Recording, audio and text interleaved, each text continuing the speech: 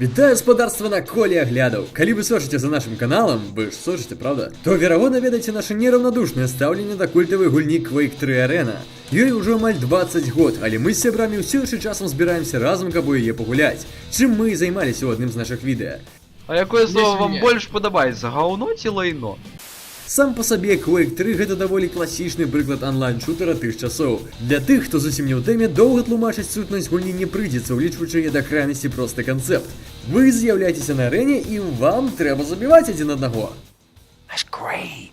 Ну, гэта ў асноўным, ёсць яшчэ пару розных рэжымаў. Але агулам гульня з'яўляецца такім, можна сказаць, паўнавартасным членам сям'і шутэраў а-ля Counter-Strike. І вось нядаўна Bethesda Softworks адкрыла бета-тэст па новай гульне Quake Champions. І, як вы ўжо маглі зразумець, я змог у ім паўдзельнічаць.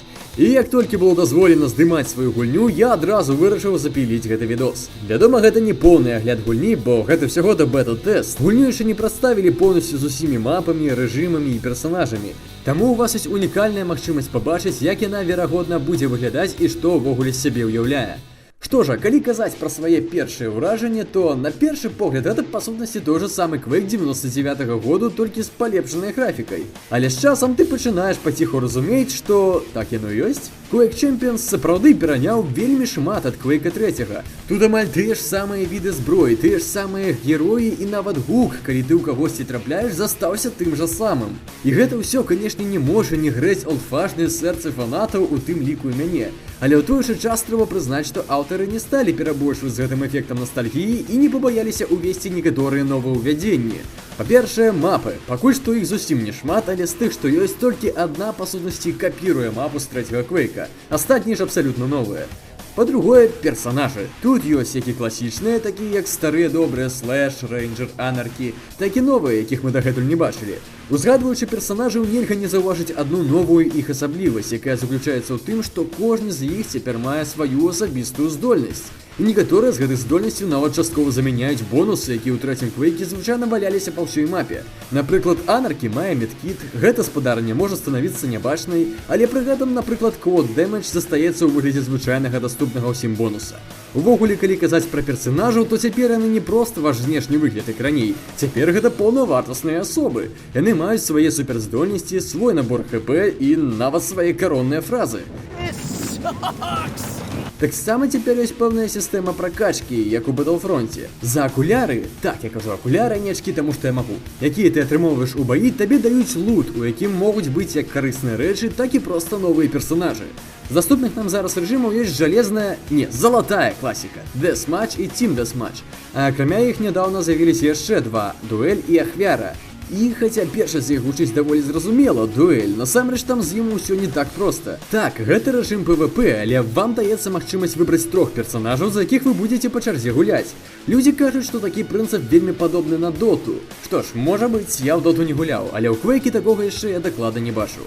Другі рэжым, ахвяра, відаць, з'яўляецца гэтакай аналогіяй класічнага Capture the Flag. І насамрэч адрозненняў у іх не шмат, толькі што іншы сеттинг. Цяпер тут не сцягі, а душы, неяк так. Калі казаць пра сам працэс гульні, у прынцыпе, то тут, напэўна, больш за ўсё адчуваецца дух трэцяга Quake'a.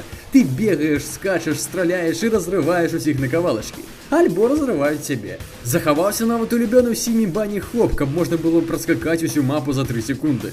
Аднак усё ж ёсць пару момантаў, якія выклікаюць у мяне сумнеў. Гэта, напрыклад, паказальнікі над кожным гульцом, каб можна было лягчэй заўважыць і патрапіць у ворага. Гэта, канешне, зручна, але ў той жа час гэта спрашчае працэс перастрэлкі. Магчыма, гэта праявы тых знакамітых тэндэнцый спрашчэння сучасных гульняў, але так ці іначай у трэцім Quake'е мы абыходзіліся без іх. Яшчэ адна дробязь, якая закранае мае фанацкія пачуцці да самага сэрца, гэта замена эпічнага голаса.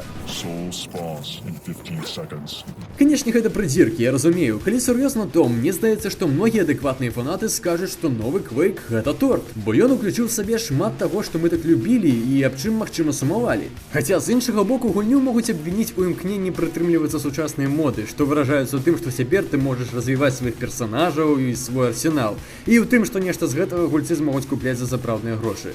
Аднак добрая навіна ў тым, што гульня не вельмі патрабавальная з тэхнічнага боку, таму, па ідэі, у яе можна будзе гуляць нават з не самымі моцнымі кампамі. А акрамя гэтага, набыць яе можна будзе абсалютна бясплатна, але пакуль невядома калі.